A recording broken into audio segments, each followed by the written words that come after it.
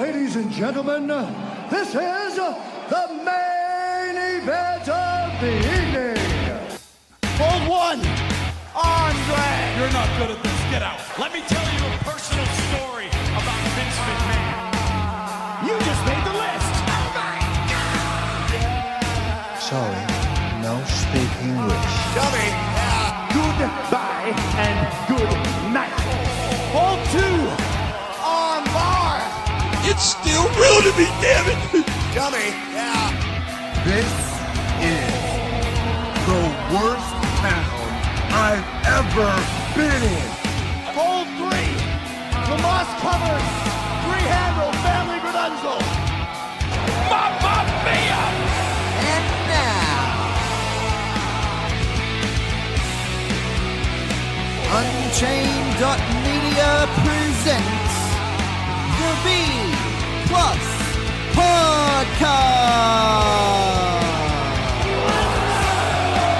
with your host, Greg Unchained. It's me, Austin! It was me all along, Austin! Number 4, Armbar. I will never retire! I still got 200 more. I got 200 more holes to list.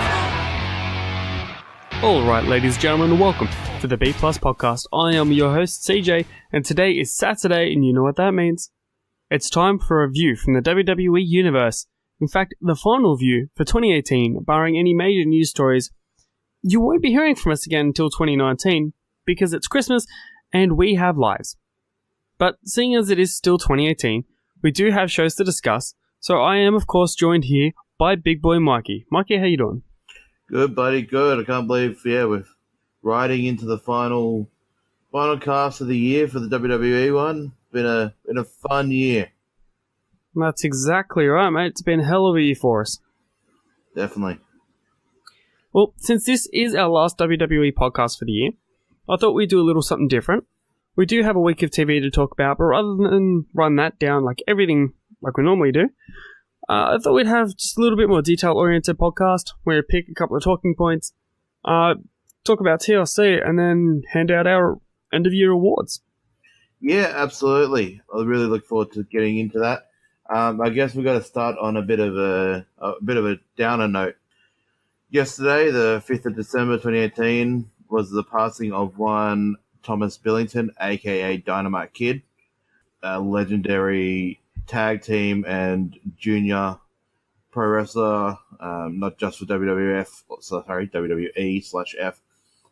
but across Stampede, All Japan, New Japan. Most famously in the WWE rings, he was a tag team partner of Davey Boy Smith under the British Bulldogs, the late Davey Boy Smith. Look, all accounts, unfortunately, Thomas Dynamite Kid wasn't exactly the greatest person over the last 15 years. He had a lot of domestic alcohol abuse issues, whatnot.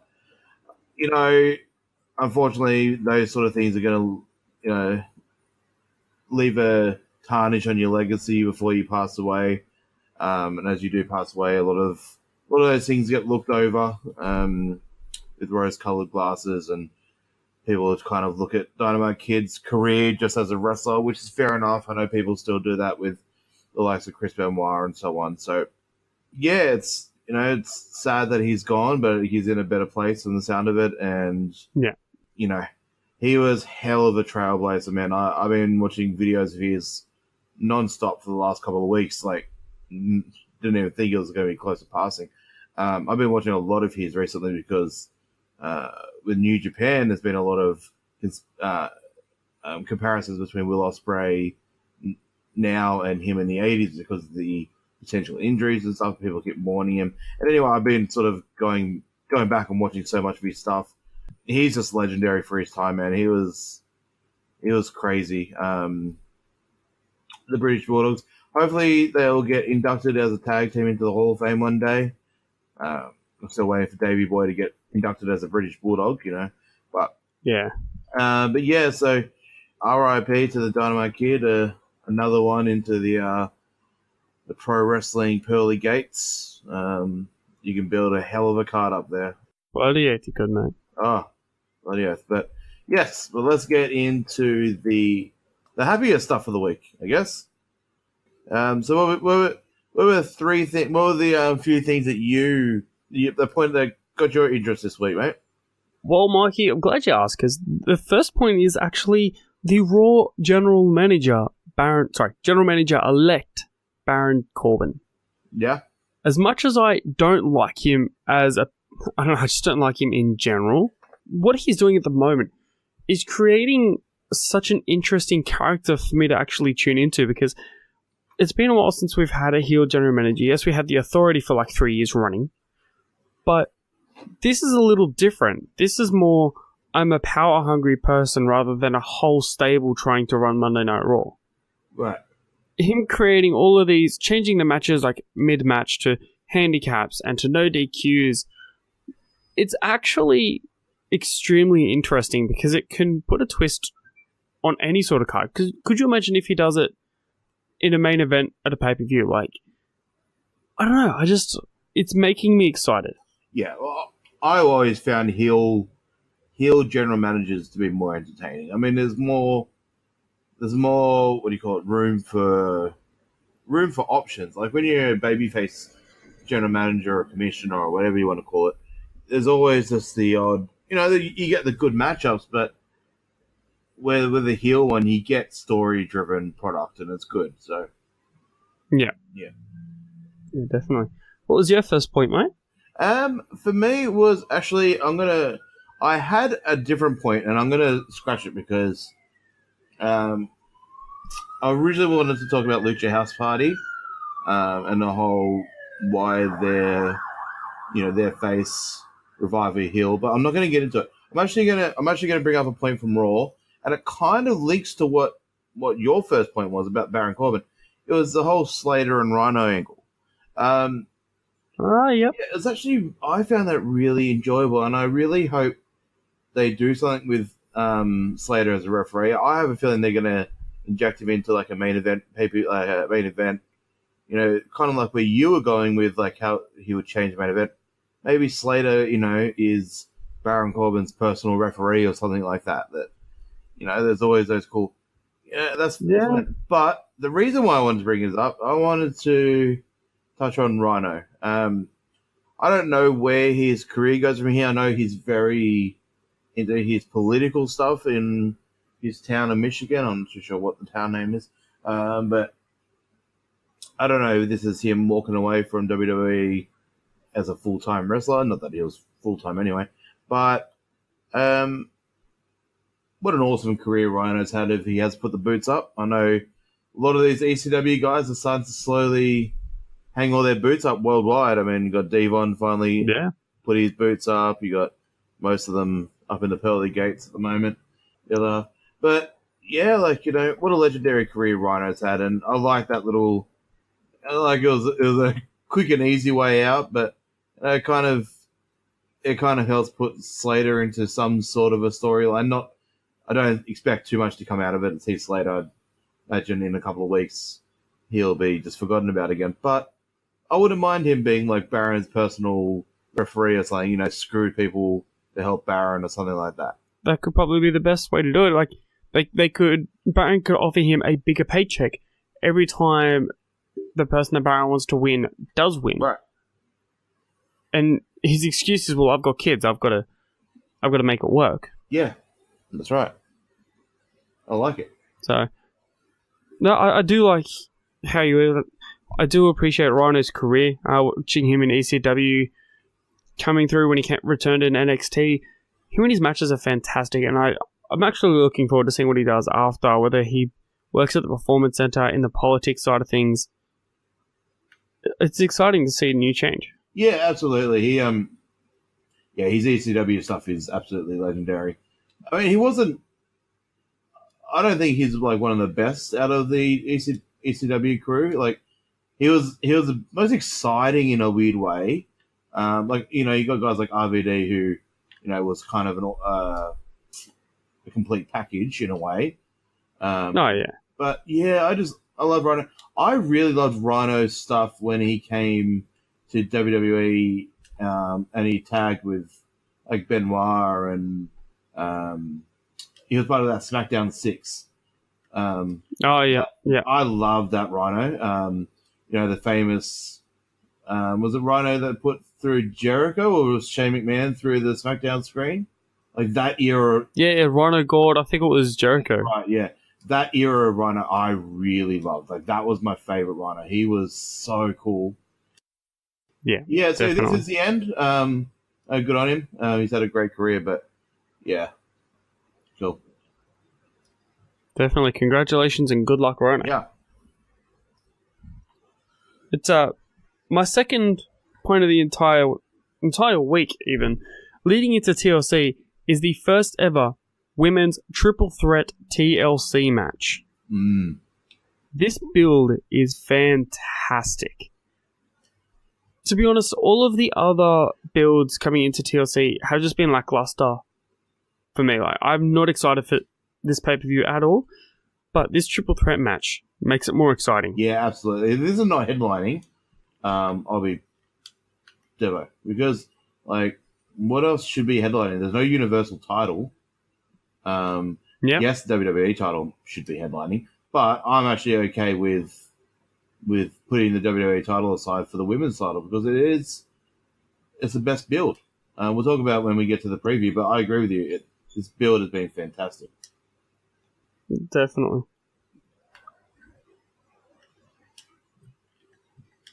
So what did you have for point number 2, man? So for my point number 2 actually goes across the ditch to NXT UK.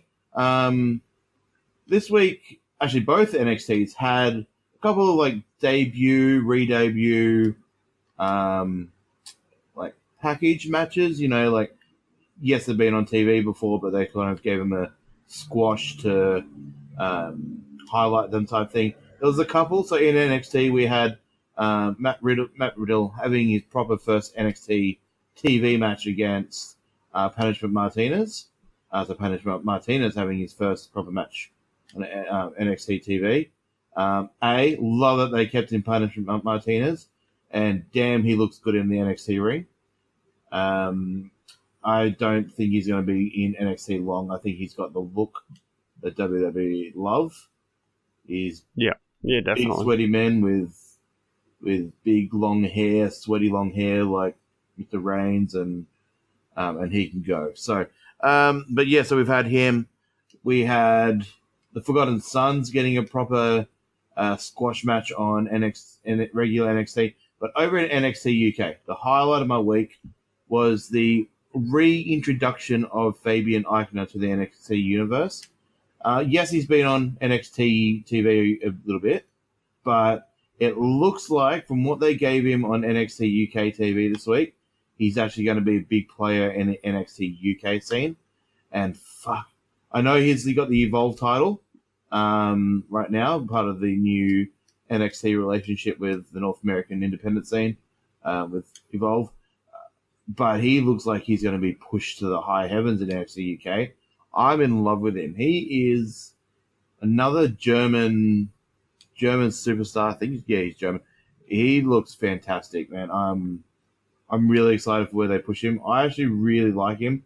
I really have since day one, but they haven't really given him a lot of time in NXT because, Orlando NXT is just so stacked with talent right now that, even a guy like Fabian Eichner, who's amazing, is like underutilized because, you got Undisputed Era, Ricochet, all that, and not forgetting Aleister Black and all that. But yeah, I'm really excited for what they go with Fabian Eichner. I think they might push him as a proper competitor for Pete Dunne, but I don't think they'll let him take the title from him, but I think they'll make him a strong competitor for Dunne. Yeah, definitely. Definitely. What was your final takeaway from this week, mate?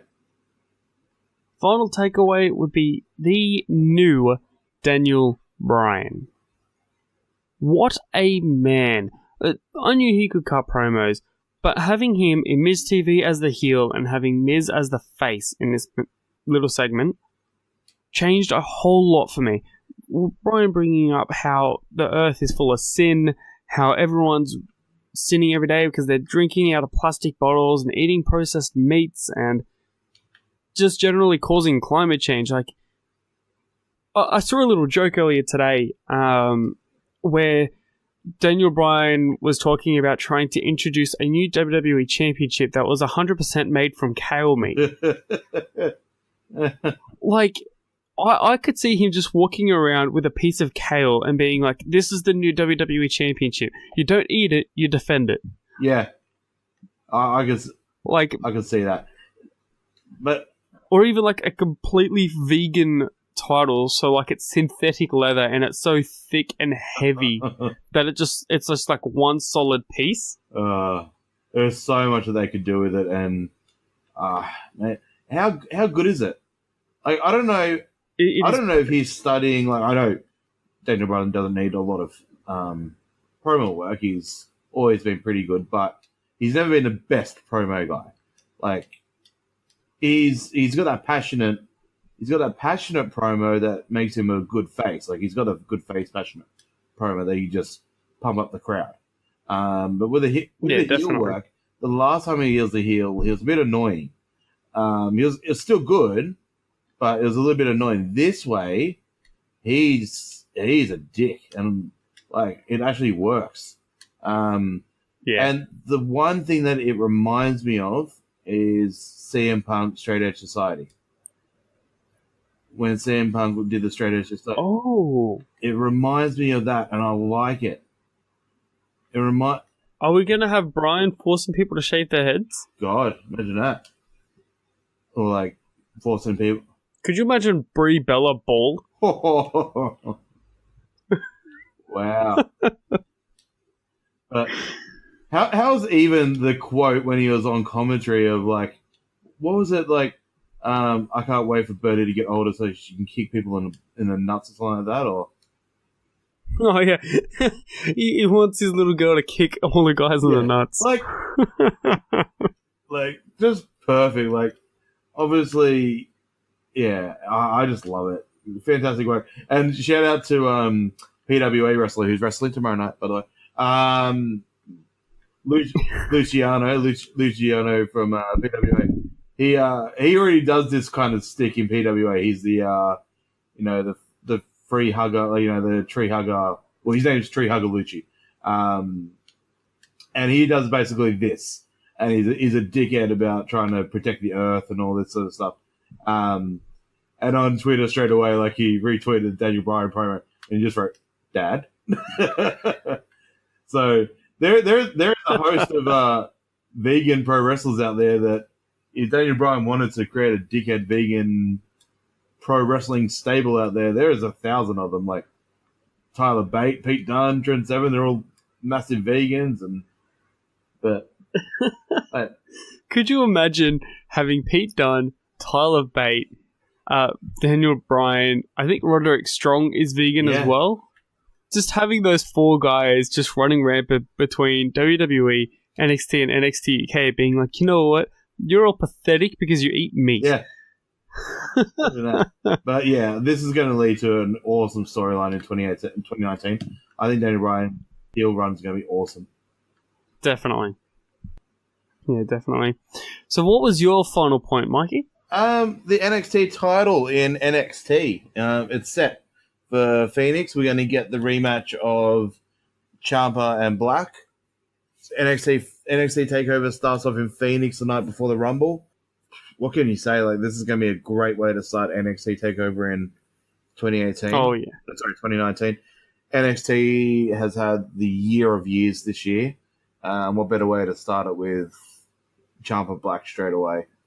No, it's exactly so right. Excited about that. And then they announced that they're going to have a cage match between Black and Gargano in 2 weeks. So that's going to be awesome. But my biggest takeaway from that, not just because the title match has been set, and how much I'm excited to listen to this match as I watch this match, it's just NXT in general. I just, like, we'll talk about when we come to our interview awards, but just their booking is just so good. Like, this long story between Ciampa and Gargano, starting as face, one turns heel, one super baby face, one super heel. Now they're both heels. Insert other pieces along the line, like an Almaz, like a Black, like a Velveteen. Through the year, they added these different little layers, but at the end, it's still Gargano Ciampa. And it's just like they need to tie it up at WrestleMania. I thought last year's WrestleMania they needed to tie it up. They need to tie it up at TakeOver New York, whatever it be. Just what an awesome storyline. What if instead of actually doing it at TakeOver, what if they actually are on the Mania card next year?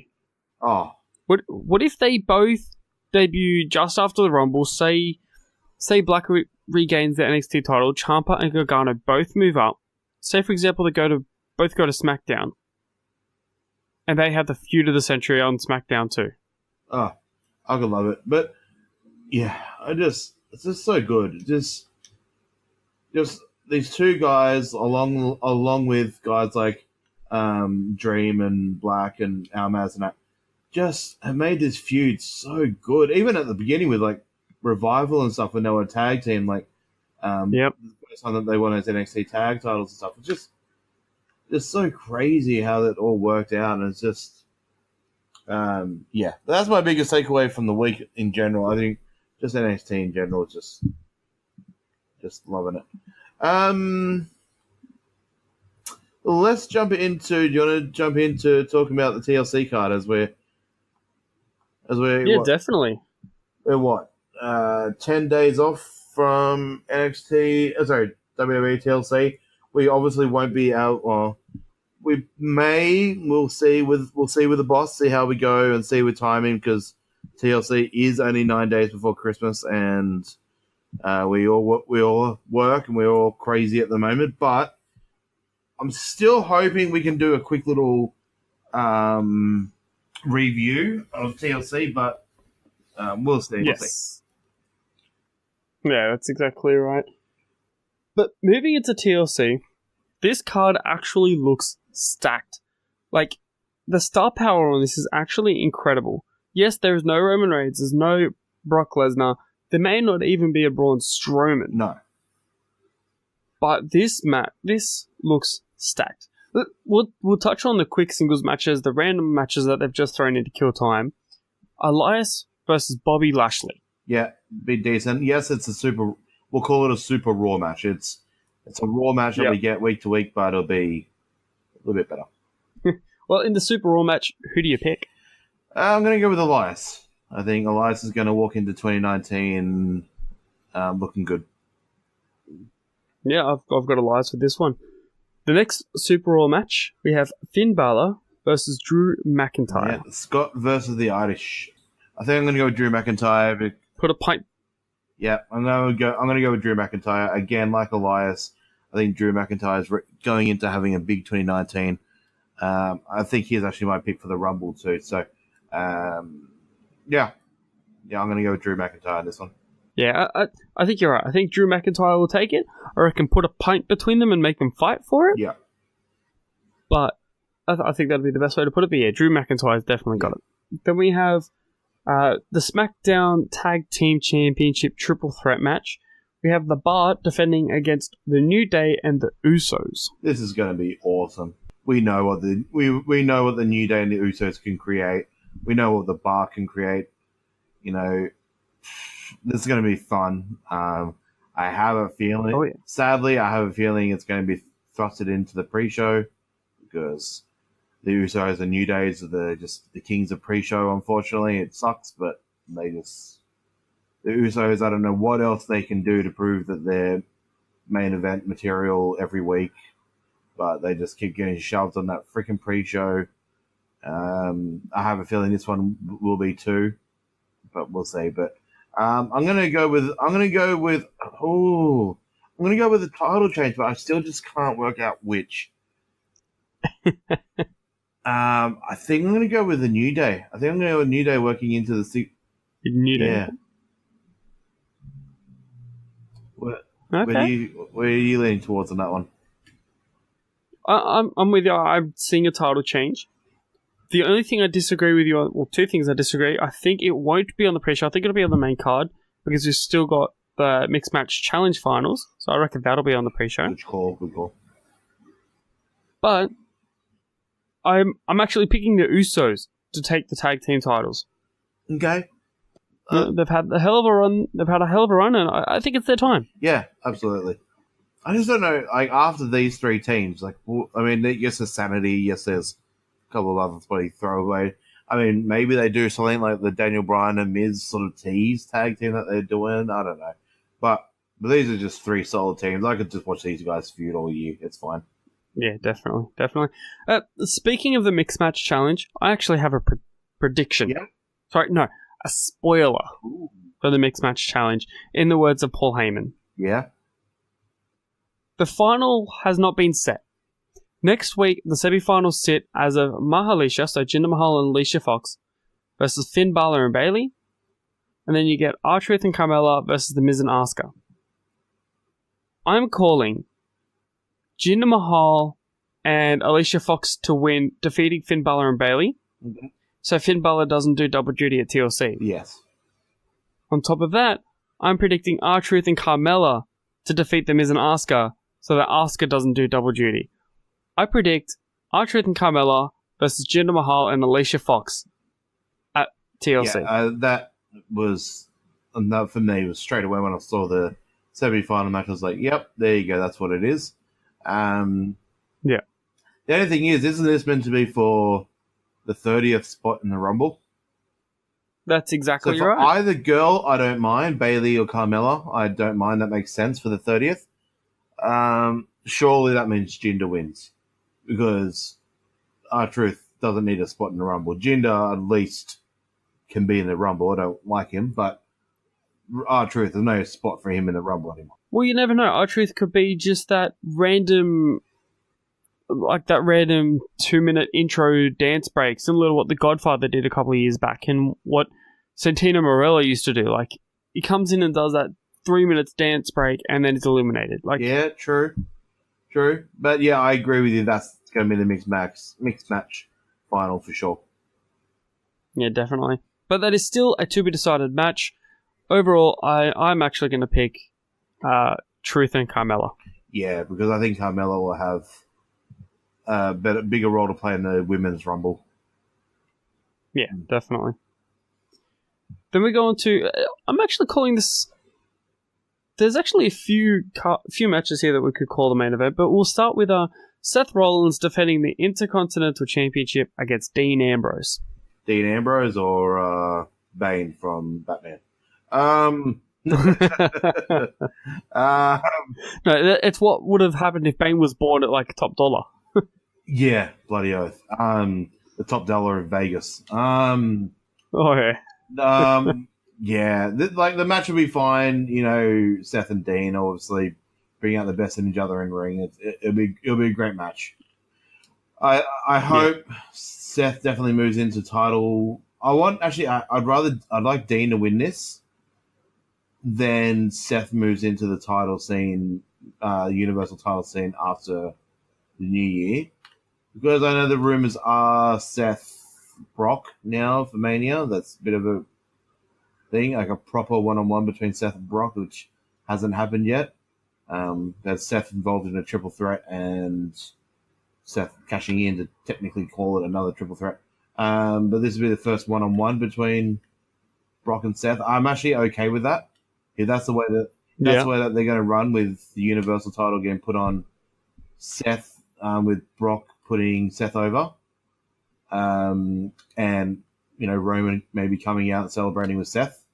I think that's a very likely thing that's going to happen.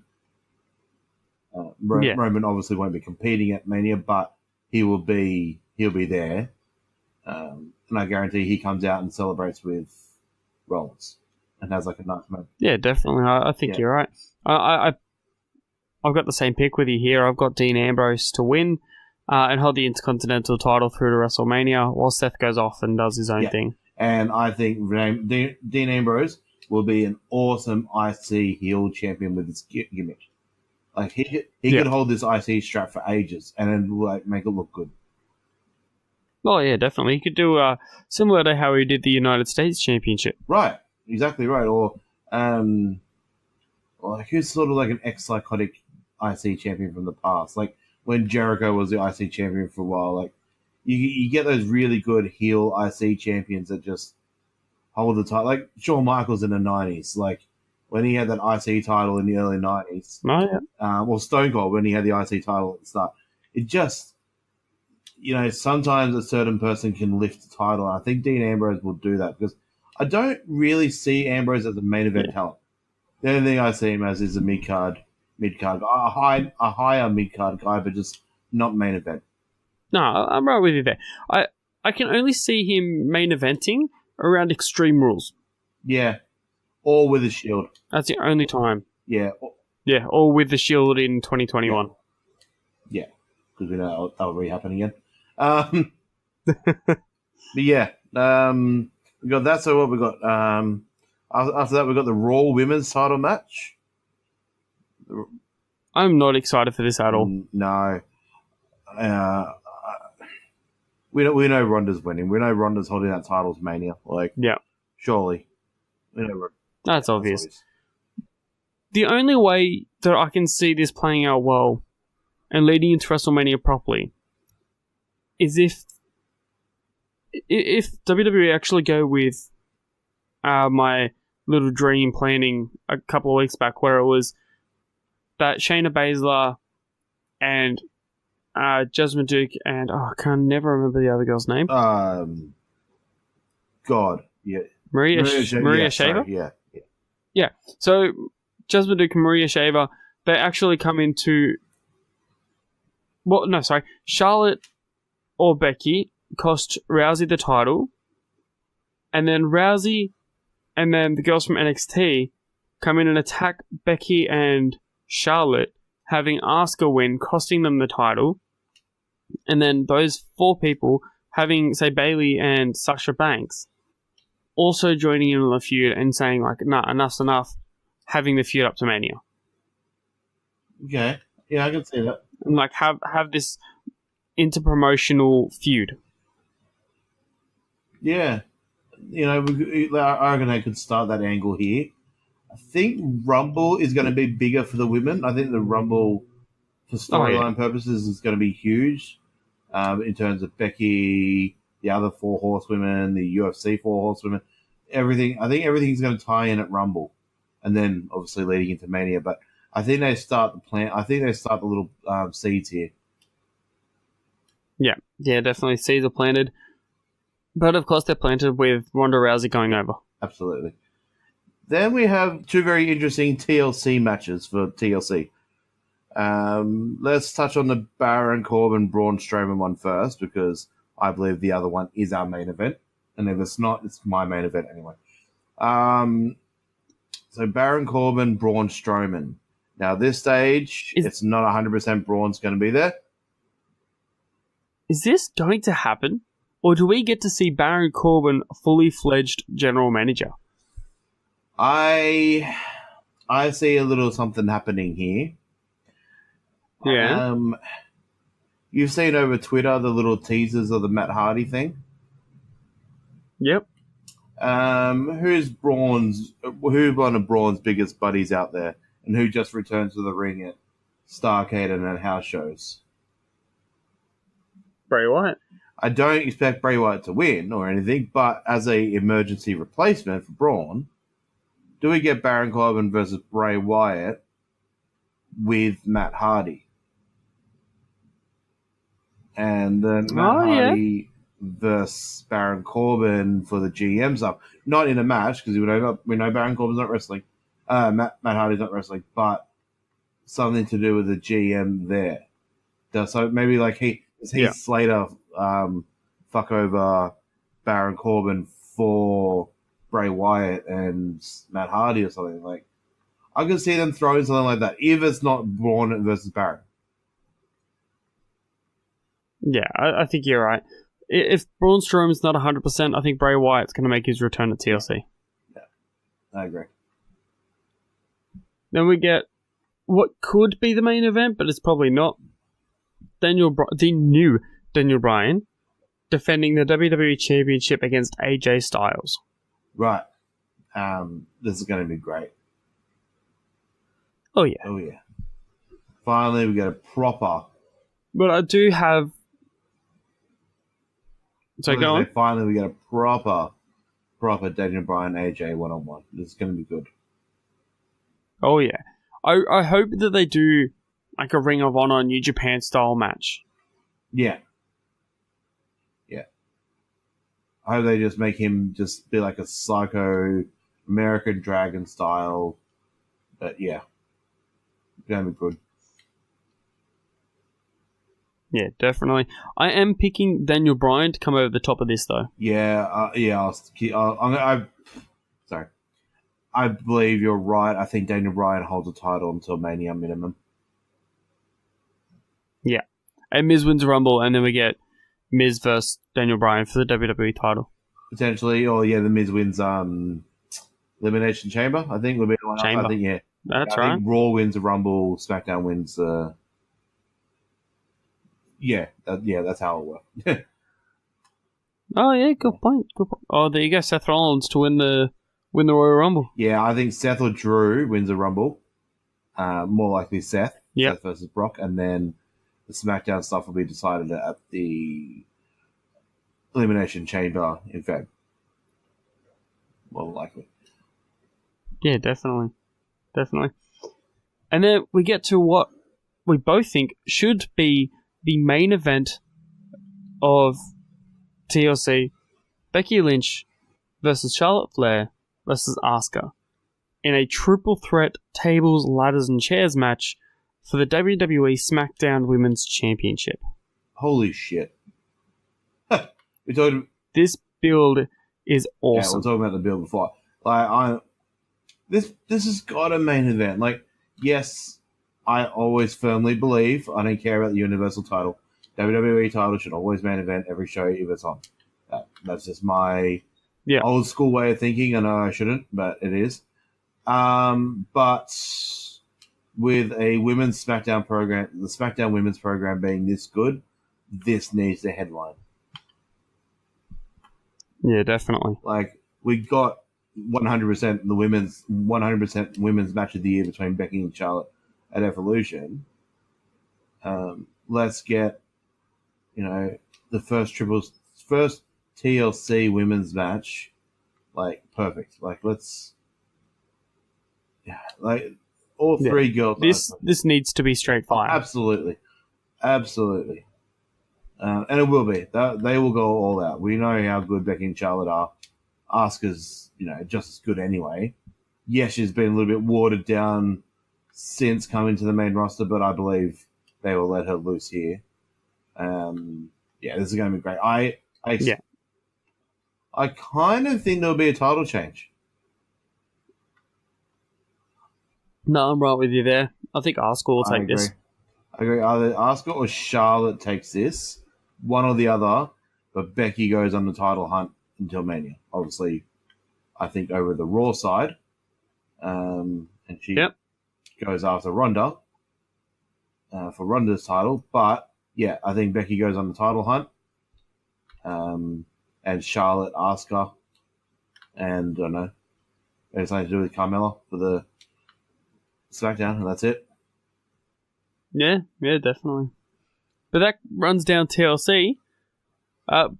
Pretty excited for this pay-per-view. I think it also marks like the 23rd pay-per-view of the year or something like that. 23rd pay-per-view of the year. Including takeovers. I think it's... Yeah, no, like... Crown Jewel was number 18. Wow, really? Well, that's right, because they're doing two it. So what does that make it? Shit, yeah. Wow. Like, it's pretty crazy amount of events that they've actually done. Yeah. It can kind of feel like overload. I think it's a little bit too much. I firmly believe... I'm not just saying this because I'm an NXT guy, but I firmly believe less is more, and I think that's the way that NXT has been doing it. And it's just worked so well, but... what a crazy year for both NXT and main roster. Promotional consideration paid for by the following. We are all WWE fans here. It's why we're here, listening to this show and spending inordinate amounts of hours consuming, complaining, and just generally eating, sleeping, and breathing professional wrestling. But if you want to take that to the next level, the only place to do it is WrestleMania 35 in the city so nice that they named it twice New York. And our new friends at All Aussie Travelers are going to help you make that happen in the best way possible. They are new to the wrestling travel game, granted, but they have over 15 years experience in sports and event tours between the US and Australia, so you know you're in good hands. They want to offer you an exclusive WrestleMania package, including return flights to the USA, 6 nights at the New Yorker Hotel right next to Times Square.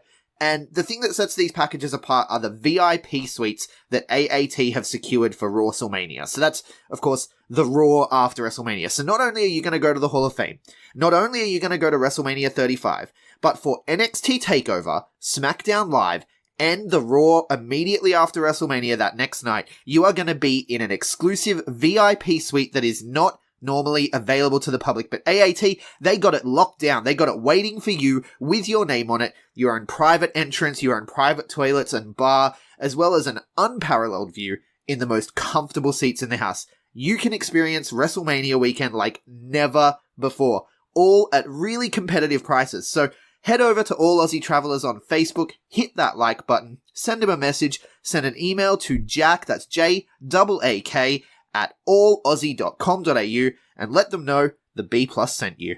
Hey, Greg, curious question for you, man. Have you been shopping recently? I have not.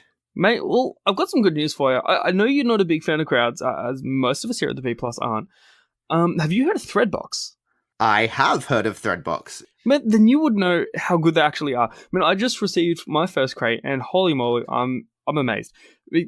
Guys, if you're listening, go check out threadbox.com.au, and they have everything from hats to socks to shirts to pants. It's fantastic. With email to a personalized stylist and customizable crates, it's honestly one of the best things I've had. I don't know about you, Greg, but I really enjoy it. I got a crate the other day, and they gave me new jeans, a couple of new shirts, and the cool thing is, one of the shirts, I tried it on, and it was a little bit long for me, and I thought, this accentuates how short I am in person. And so I sent them an email, and I was just like, hey, this shirt, I feel like it makes me look really short because I'm kind of short. And they were like, send it back. We'll give you something else next month, like an extra thing. So I'm going to send that shirt back. And then next month, they're going to send me out something else. And I said to them, I've got lots of shirts. And they were like, well, we'll send you some accessories. And that's how Threadbox do it. It's kind of fantastic. So how good's that? And with our special code, the B Plus 15 at checkout, actually saves all our fans 15% at checkout on their first box. How cool is that? Yeah, so head to threadbox.com.au today and use the code the B Plus 15 to get your first box as soon as you can. And speaking of what of a year, let's get into what I'm very excited for.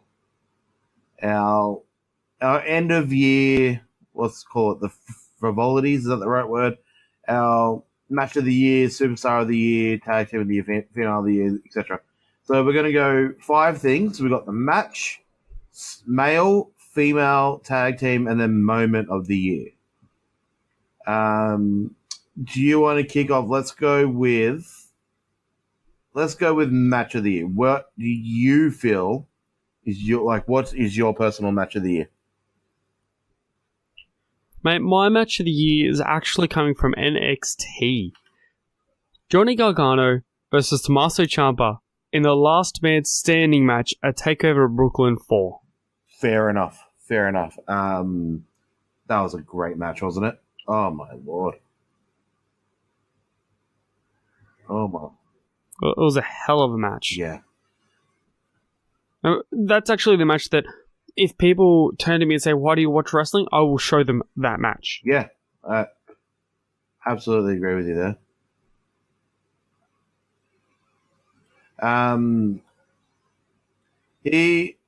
So for what me, about yours? Mine is actually half involving half a guy that you just talked about, actually. Johnny Gargano. Weirdly enough, I don't know if he's going to be my superstar of the year, which is going to be weird because we've both just mentioned him in our match of the year. My match of the year was Almaz versus Gargano from NXT TakeOver Philadelphia. The first official 5-star match from Uncle Dave for NXT. start of the year of Johnny Gargano, right? Like, what a year! But that match, Oh, yeah. I love that Almas kept the title. I know a lot of people wanted Johnny to have the title there, but this was just amazing. Yeah, definitely. It was a good match that a lot of people don't realize how talented these guys are. You need to watch NXT if you haven't heard of these guys. Oh, Really absolutely. do. Yeah, absolutely. It makes me sad how quickly Almas has just dropped off the face of the universe on the main roster. But yeah, I hope WWE look after him on the main roster sooner rather than later, because he's just that good. I don't get why he's not thrusted in. Like, I don't know. Anyway, superstar. Let's go. We'll leave superstar of the year to last. Moment of the year. What was your moment of the year? Mate, my moment of the year actually spots from the women's division having sort of a joint moment of Asuka winning the first ever women's Royal Rumble and the debut of Ronda Rousey. Yeah, fair enough. It was a huge moment, right? That Rumble, and then the pointing at the WrestleMania sign about 10 times. It was a little bit of a cringe fest, but it was unexpected and it was huge. Like, this was the biggest signing in, 4 years? Absolutely. Yeah, big time. It's a huge signing. Like, people don't realize how big Ronda is. She's not just a UFC person. She's a Hollywood girl. Like, she's in movies. She's a pop star. She's a celebrity. Like, she's huge. She's talked about everywhere. She's a UFC Hall of Famer. Yeah. Like, she's incredible. And to have her debut at the Royal Rumble, yes, it did take a little bit of the spotlight away from Asuka, but this was fantastic. Yeah. I got over the whole cheesy side of things. Like, I even, got chills with the whole, Piper jacket thing, and, we know how close she was to Piper and that. So, yeah, that was a great moment. Mine, my moment of the year is not too long ago, maybe, 2 months ago this weekend, Buddy Murphy winning the Cruiserweight title at Super Showdown in Melbourne. I try not to think about Super Showdown too much because the rest of the card was kind of stinky, but the Buddy Murphy moment, not only was it, this was, when I started doing my match of the year, this was actually one of my 10 matches of the year. It was in my top 10. Buddy Murphy had 3 in my top 10. Didn't get the bickies because both Gargano and Buddy were flooded through my top 10. But yeah, this moment of him winning the Cruiserweight title in his hometown of Melbourne, Australia, the biggest event Australia's ever had pro wrestling wise.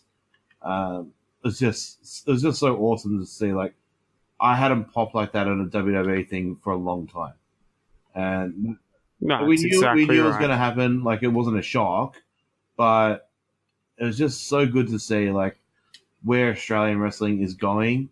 It's just a start. Like, there's now the rumors that our own Jonah Rock has signed with WWE and NXT and that, and it's just, and that actually probably spawns from that weekend. I'm pretty sure they spotted Jonah at the MCW show. Yeah, MCW without a show doubt. when Buddy was in the rafters, checking out on his old mate Adam Brooks, the loose ledge. But just a great moment for not just for Australian wrestling, but for Buddy Murphy in general. That was my moment of the year. That's pretty good. Matt, let's head into tag team of the year. Yeah, okay. Who have you got? I'll go with something I don't know if a lot of people are going to expect this. Like, they're very popular, but Moustache Mountain. They're my tag team. They're my tag team of the year. There's a lot of options. Like, I could have gone with Undisputed Era. Could have gone with Usos. Could have gone with New Day.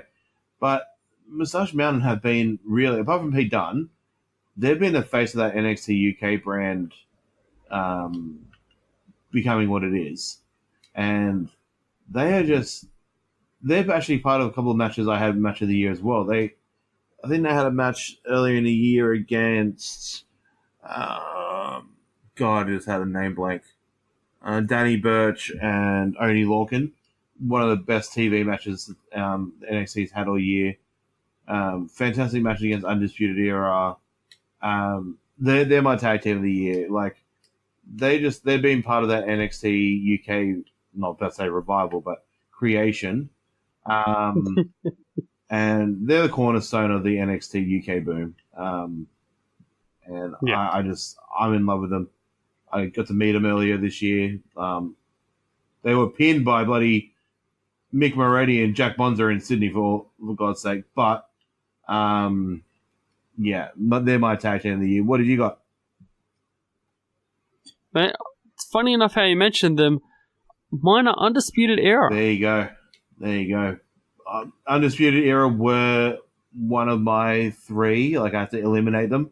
I agree with you. What a year they've had, eh? It's a fantastic year. Coming from a debut at a takeover by jumping the NXT champion at the time, which I'm pretty sure was Drew McIntyre, and building themselves. But they just got over naturally. Like, people knew who they were because of Ring of Honor. But this shows that the pop that they got when they first debuted as a faction, where you get Bobby Fish, Kyle O'Reilly, Adam Cole, introducing Roderick Strong as well. Like, the pop that these guys get every time, the success that they've had, the matches that they've had. I mean, I have Undisputed in 3 of my top 10 matches at the moment. These guys have absolutely killed it this year, and I'm so excited to see how they come out in 2019. I remember having someone question me, like, when Shinsuke and Finn and Joe and all that moved up to the main roster, a lot of people said, NXT's dead now. Like, I don't think NXT is going to be the same. I'm like, no, just trust me. They've got people in the works. And Undisputed Era, Mustache Mountain, Johnny Gargano, like we've said before, this NXT brand is just amazing. And Undisputed Era is a huge part of that. Adam Cole is ridiculously one of the most talented human beings in the world. Just that Adam Cole baby, just that one little catchphrase is one of the most over things in NXT. Like, they're the biggest heels. No, that's exactly right. Absolutely, bad guys.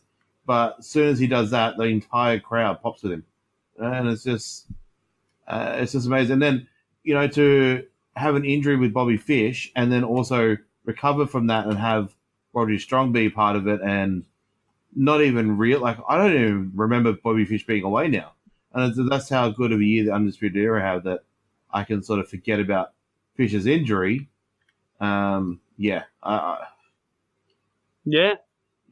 Great pick there for tag team of the year. Let's go to female of the year, because I have a feeling we're going to have the same. I think you're right. I think you're right. Who you got? Do you want to say it?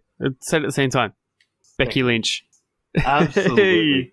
I was going to put her in a superstar of the year because she's the man, but male superstar of the year. But yeah, fuck. Like, seriously, like,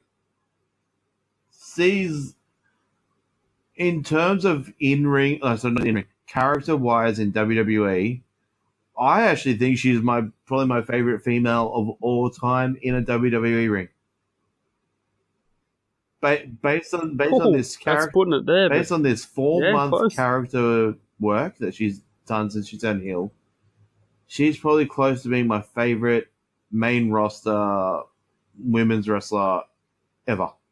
Like, other than maybe Trish and Lita from maybe 10 years ago, I don't remember a female rival, like a female wrestler, getting this much attention out of me on the main roster. Like, the NXT girls, like Dakota Kai and Rhea Ripley, and that, I love those girls. I could watch them every day.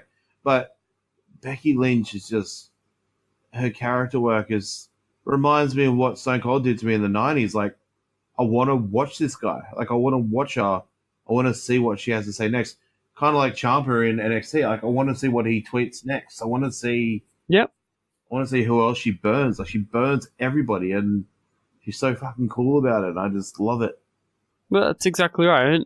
And it stems from the fact that she had pretty much nothing at the beginning of 2018. And everyone was pushing her. Everyone loved her. Having these last 4 months to build her character, to build a championship reign, she has done so well for herself and for the company. It is just remarkable what she's actually been able to do. I mean, she was always one of the most talented. Like, we knew that. Like, when she SmackDown's first women draft picked in the original draft? She was, yeah, because she was the first SmackDown champion, right? Women's champion. Like, we knew how good she was. We knew how good of a wrestler she is. We know how good of a face champion she was. But this just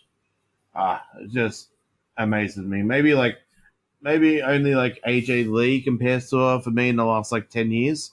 But I don't know. I'm just in love with this character. I think. I mean, like you said, 5 months ago we were no one even knew what they were doing with her. Now we're talking about potential main event Mania. Like, how you do that in 4 months is just ridiculously talented. But definitely, she's changed so much. Let's move into the last one, Superstar of the Year. What have you got for Superstar of the Year? Man, I've actually got none other than AJ Styles. Fair enough. I mean, what can you... He's not the most popular pick, but to me, he has had one of the best years that I think I've seen anyone perform. When he was there every week, in and out, champion or not, he was at every pay-per-view. He was on the road 24/7 pretty much. He was dedicated to this company, and to me, it's not so much the in-ring ability. Yes, he's probably one of, if not the best in-ring competitor at the moment. But he also has such amazing work ethic that's what puts him out on top. Yeah. So, yeah, AJ Styles is my pick for Superstar of the Year. Yeah, like you said, his work rate, and it angers me that they're talking about his contract renewal, and he's asking for a lesser. Not like I'm sure he wouldn't. I'm sure in AJ's head he'd go from 365 days a year contract to a 200 days of the year contract type thing. It's not like he would be like a Brock that would only turn up once a. But why not give him that? Give him a lighter thing. He's like 41, 42 now. I think he is. He's slowly wants to talk about retiring. He wants to retire in a good place, which I respect. I know people are like, he's still young. It's like, I'd rather someone retire young, healthy, and than seeing them broken down 10 years later and looking horrible. Like, I love Jericho to death, but sometimes you look at him and it's just he still does really well for his age. But you're like, if Jericho retired 5 years ago, or a couple of years ago, what would our final moments that we remember? Same with AJ. It's let him wind down his career the way that he wants to. He's been such a loyal guy over the last few years. Hard work, like you said. Give him that lesser contract. Why would you risk losing him? I as a all elite guy, if it happens, I would more than happy to see him there with those boys. But as a WWE fan as well, why would you even consider not giving him what he wants as just a lesser contract? It bugs me. But yeah, I mean, what a year he's had though. I mean, pretty much WWE champion for what, 11 months? 11 months of it? He held it for just over a year. Yeah. Fantastic year. But for me, my Superstar of the Year is actually a guy on 205. I've talked about him for Match of the Year. It's Buddy Murphy to me. Hey, Buddy Murphy is my Superstar of the Year. 205 was in a dark place at the start of the year, and a lot of people thought that after Enzo, Neville, and Aries kind of all fucked 205 alive around over the last 12 months, whatever. over that 12 months, like where were they going to go? In comes Buddy Murphy, our bloody Aussie. Like probably wasn't 205, probably was about 215. Regardless if he really is or not, he's now 204. And he is just every match that he's had on NXT, whether it's with Ali, with Cedric, with any of those guys, it's just been top notch. And he has revived 205. Yep. You know, like he's another one like Becky Lynch, but like even lesser. Like, yeah, like the closest he ever had was the biggest thing he ever had was NXT Tag Champs with Wesley Blake. And that was like nearly 3 years ago. I was like, what's happening with him? Like, he's one of the most talented guys in the whole company. Like, what's going on? Like, welcome to 205, and he is now he's the Becky Lynch of 205. Just his character work needs a little bit, but like what match of his hasn't been good this year? Like everything he's done in 205 is just top notch, and okay, being an Australian kind of gives him a little bit more of an edge with me. Get a little bit more proud. We are support local, watch global. But yeah, for me, Buddy Murphy is my superstar of the year. That's a pretty good superstar of the year, if I don't say, right? Well, that pretty much covers everything for 2018. Mikey, what do you see WWE doing in the year to come? Like I said earlier, I feel Mania will be Seth Brock. I don't know where Drew gets fitted into that. I wouldn't mind a triple threat between them, but I don't know where Drew goes in with that. I think they need to give Drew a better spot. But I'm okay with Brock Seth. Becky Ronda has to happen at Mania. NXT guys that I think come up over the next couple of months. I think all three of the remaining Horsewomen girls come up. I'd say that happens at Rumble. I'd say Shayna drops the title to Bianca. That's a spoiler. Not really. They haven't announced that yet, have they? Well, they've announced that Bianca Belair is in that qualifying match, and I think you're right. I think Bianca will take it. Yeah. Okay. Spoiler alert. No. I'd say Shayna drops the title. 3 girls come to main event. Sorry, main roster at Rumble. All 3 girls maybe screw one of the girls or something. I don't know. They come up. I say EC3 sounds like he's ready to come up. I don't think he's got too much more to do. Obviously, Lars is going to have a big 2019. I think there's a rocket about to be launched to him. Other than that, I'd say that's about it for me. Like, what about you? Man, I'm hoping for good NXT call-ups, that's for sure. I can see Aleister Black joining us in 2019, as well as the Mighty get their call-up, and Heavy Machinery will get their call-up within 2019. That's what I'm hoping for. Yeah. I do want to see our very first women's main event at WrestleMania, whether it be the 4 Horsewomen match or Becky Ronda. Not phased, I just want to see it. Yeah. I don't want to see no more Saudi Arabia shit. Yeah, well, we've got 10 more years of that. But yeah, just in general as well for 2019, I'm excited to see WWE expand. So there's talks of them working with PWA, not PWA, I've had PWA on my mind all week, with Progress and Evolve, and a bunch of other smaller independent places that they're going to start buying out companies and the wrestlers, and I'm excited to see WWE expand globally with the NXT brand and globally on their own. Yeah, it's going to be very interesting where that leads us. Yeah, I mean, the Progress and ICW stuff in the UK, and now with Walter's inclusion, they have a relationship with WXW, the German promotion. So it sounds like those three promotions will be the catalyst for NXT Europe. Yep. NXT UK/Europe, or if they do.